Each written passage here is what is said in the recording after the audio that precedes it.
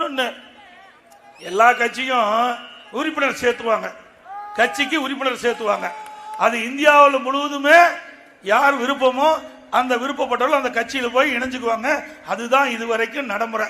திமுகவிலையும் அப்படித்தான் இருந்தது. ஆனா திரு ஸ்டாலின் என்னைக்கு திமுக தலைவர் வந்தாரோ அன்னைக்கே திமுக உறுப்பினர்லாம் வேற கட்சிக்கு மாறி போயிட்டாங்க. புதிய உறுப்பினரும் சேர்க்க முடியல. பார்த்தாரு. இப்போ ஊட போய் கதவை தட்டி எங்க கட்சியில சேர்ந்துக்குங்க, எங்க கட்சியில சேர்ந்துக்குங்கன்னு கெஞ்சாத குறையா கெஞ்சி கட்சியில சேர்த்துற அவல நிலை உள்ள ஒரே கட்சி திமுக கட்சி தான். எங்கேயாவது உறுப்பினர் சேர்க்கறதுக்கு இந்தியாவில் போய் வீடு வீட பிச்சை எடுக்கிற மாதிரி கதவை தட்டி பிச்சை எடுத்த கட்சி திமுக கட்சி ஒண்ணுதான். அந்த அளவுக்கு திமுக போயிட்டுது, படுபாதாளத்துக்கு திமுக போயிட்டுது. ஏன்னா 4 ஆண்டு காலம் மக்களை சிந்தித்து பார்த்து திட்டங்களை கொண்டாந்துருந்தா மக்கள் அவர்களை ஆதரிப்பாங்க, கட்சிக்காரன் அவர்களை ஆதரிப்பான். ஒண்ணுமே செய்யல. அது மட்டும் இல்ல, திமுக அமைச்சரவையில் இருந்த ஒரு அமைச்சர் திரு பழனிவேல் தியாகராஜன் ஒருத்தர், அவர் நிதி அமைச்சராக இருந்தார். 2 வருஷத்துக்கு முந்தி ஒரு ஆடியோவில் ஒரு செய்தி வெளியிட்டார். அதில் என்னன்னா, திரு சபரீஸ்வரன் யாருன்னா திரு ஸ்டாலினுடைய மருமகன், உதயநிதி ஸ்டாலின் திரு ஸ்டாலினுடைய மகன். 2 பேர் சேர்ந்து திரு சபரீஸ்வரன் அவர்களும் திரு உதயநிதி அவர்களும் 30,000 கோடியை கையில் வைத்துக் கொண்டு என்ன செய்வது என்று தெரியாமல் புரியாமல் இருந்து கொண்டிருக்கிறார் என்று செய்தி வெளியிட்டார். அப்படின்னா 2 வருஷத்துலயே 30,000 கோடி கொள்ளையடிச்சிருக்காங்கன்னா இந்த ஆட்சி தேவையா?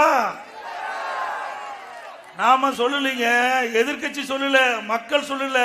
திமுக அமைச்சரவையில் இருந்த ஒரு நிதி அமைச்சர், அன்றைய நிதி அமைச்சர் இந்த செய்தியை ஆடியோ மூலமா தெரிவிச்சாரா இல்லையா? இது வரைக்கும் ஸ்டாலின் பதிலே சொல்லல. ஆட்சிக்கு கொள்ளையடிக்கிறது ஒண்ணுதான் திமுகவுடைய நோக்கம். அத்தனை துறையிலையும் ஊழல் இல்லாத துறையே இல்லை. அவருடைய தாரக மந்திரமே கமிஷன், கலெக்ஷன், கரப்ஷன்.